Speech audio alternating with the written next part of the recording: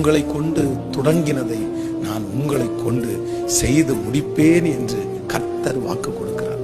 பாதி வழியில விட்டு நான் ஓடிவிடுவேனோ, இந்த காரியத்தை நான் முடிக்க முடியாதோ, என்னுடைய பிள்ளைகளுடைய உயர்வை நான் பார்க்காமலே இந்த உலகத்தை விட்டு போய்விடுவேனோ, ஏதோ ஒரு காரணத்தினாலே ஒருவேளை மனம் நொந்து நான் இந்த காரியத்தை முடிக்க முடியாதோ என்கிற ஒரு சூழ்நிலையிலே நீங்கள் காணப்படலாம்.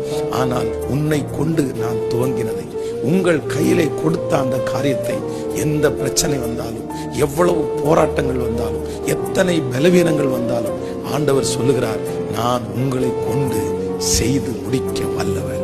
என் கையினாலே எத்தனையோ துவங்கினேன், எத்தனையோ தரிசனம் எனக்குள்ளே இருந்தது. ஆனால் இப்பொழுது நான் நினைக்கிறேன், இதெல்லாம் என்னால் முடிக்க முடியாது.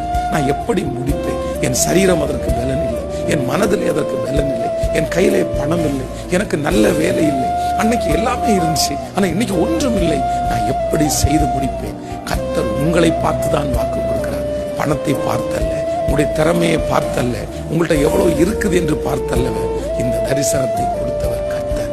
அவர் வாக்கு கொடுக்கிறார், உன்னை கொண்டு நான் துவங்கினதை உன்னை கொண்டு செய்து முடிப்பேன். உன் கைகள் தான் இதற்கு ஆரம்பித்தது, உன் கைகள் தான் அஸ்திபாரம் போட்டது, உன் கைகள் தான் துவங்கினது, நீதான் துவங்கினாய், உன்னை கொண்டே மகிமையாய் முடிய பண்ணுவேன் என்று கர்த்தர் வாக்கு கொடுக்கிறார்.